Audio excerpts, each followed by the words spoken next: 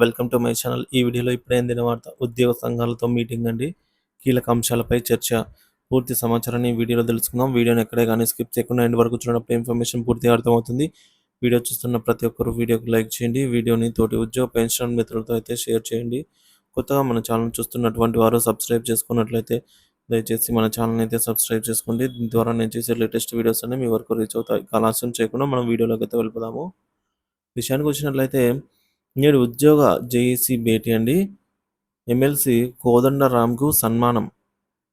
ఉద్యోగుల మీటింగ్ సమస్యల సాధన కోసం అయితే తెలంగాణ ఉద్యోగుల జేఏసీ విస్తృత స్థాయి సమావేశం జరపాలని నిర్ణయించారు. నేడు సుందరయ్య విజ్ఞాన్ కేంద్రంలో సమావేశమైన ఉద్యోగులు ఎదుర్కొంటున్న పెండింగ్ సమస్యల సాధన కోసం కీలక తీర్మానాలు అయితే చేయనున్నారు. ఇందులో తెలంగాణ ఉద్యోగులు, గెజిటెడ్ ఆఫీసర్లు, టీచర్లు, కార్మికులు, పెన్షనర్లు జాయింట్ యాక్షన్ కమిటీ జేఏసీలు సమావేశమై సెంట్రల్ ఎగ్జిక్యూటివ్ కమిటీలో చర్చించనున్నారు. ఉదయం 10 గంటల సమయానికైతే ఈ మీటింగ్ జరిగింది. ఈ సమయంలోనే భవిష్యత్ కార్యాచరణను ప్రకటించడం, తదుపరి మధ్యాహ్నం 2 గంటలకు ఇటీవల ఎమ్మెల్సీగా ఎన్నికైనటువంటి ఆచార్య కోదండరాంకు సన్మాన కార్యక్రమం జరుగుతుందని జేఏసీ చైర్మన్ మారం జగదీశ్వర్ గారు అలాగే సెక్రటరీ జనరల్ ఏలూరు శ్రీనివాసరావు గారు ప్రకటించారు.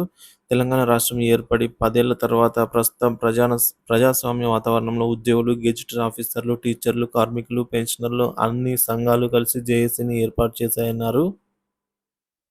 ఈ రాష్ట్ర ప్రభుత్వంలో సత్సంబంధాలను నెలకొల్పడానికి, ప్రభుత్వ నిర్వహణ కమిటీ సంక్షేమ కార్యక్రమాలను మద్దతు ఇవ్వడానికి, ఉద్యోగులకు రావాల్సినటువంటి హక్కులను సాధించుకోవడానికి కృషి చేస్తుందని వారు చెప్పారు.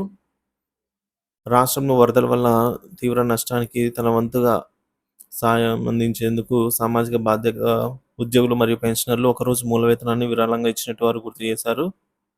కాంగ్రెస్ పార్టీ తమ ఎన్నికల మేనిఫెస్టోలో ఉద్యోగులకు సంబంధించినటువంటి సమన్వయాలపై వాగ్దానం వెంటనే నెరవేర్చాలి అని చెప్పేసి కూడా ఈ సందర్భంగా కోరటం జరిగింది.